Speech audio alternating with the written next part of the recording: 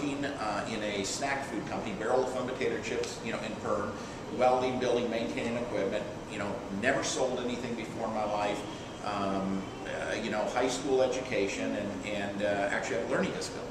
I have dyslexia, and so when I went to school, it wasn't understood.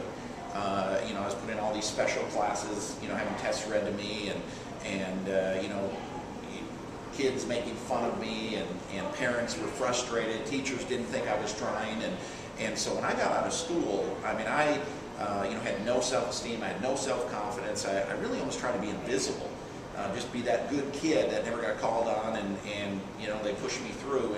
And so when I got the job at this potato chip factory, eventually became a supervisor of that division, maintenance. I mean, I thought I had the best job that I'd ever possibly get. And so I remember my first introduction to the industry. Yeah. A friend of mine invited me out to look at this water filter. And given my background, no sales, but maintenance, real mechanical. I thought he wanted me to build a display or see if the product was of quality, and there were 5 of us there that night. These 2 suits came down from Minneapolis, and I was an hour and a half late for the meeting because I had a breakdown at the plant, and I could see just the disappointment in these 2 suits from Minneapolis. We just waited an hour and a half for this guy, but that's a lesson there, because you just don't know who has the goodies, who wants to change their life. And I mean, I got turned on that night. I bought 4 of these water filters that night, wrote a check, $480, and I was engaged at the time, getting married. That was in November. I was getting married December 17th. Okay.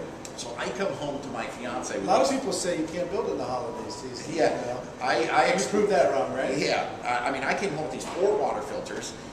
My fiance was furious with me because she knew I must have wrote a check. And I said, don't worry, they're going to hold it till Friday. That was payday. Yeah.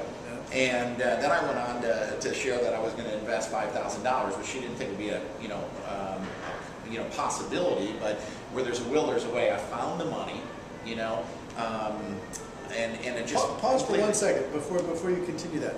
A lot of people today are saying, you know what, $1,000, I can't afford it. It's a tough economy. It's this, it's that. $500 to join a business. $1,000 to join a business. You expecting me to get $300 worth of sales tools? Are you crazy? When we started, and this is we walked to school every morning in the snow, uphill both ways story. But when we started, it was $5,000 to join. I came up with $5,000. You know how I did it? I borrowed it from my dad. $5,000 to join a business, and that was in the late 80s. So what is that today? $15,000, $15,000, $20,000 today, and people are whining about finding $1,000 in this economy. Please, get over that. You're never going to find a better way to be able to start a life and create a business for yourself for real than what you can do in this economy. I mean, what is it? Your opportunity today? What is it? What's the most you can spend? But with tax and freight, you're about $1,500. $1,500. I mean, $1,500. There's $500. There's $1,000. I mean, let go of that limiting belief that in this economy, gosh, it's a lot to ask people, because that's not true. So the best way to get started in the company I'm with today, $1,500. But I wish it was $15,000 to quit. Right. Right. I think back. I started with $5,000.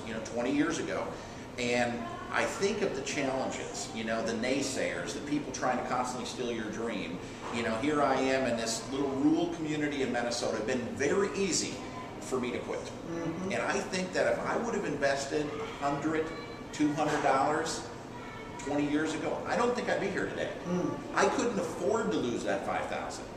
But I probably could have afforded to lose a couple hundred. I'd have, just said the first obstacle, I'd have abandoned it, I'd have went back to work. Yeah, and your fiance looks at you and says, what?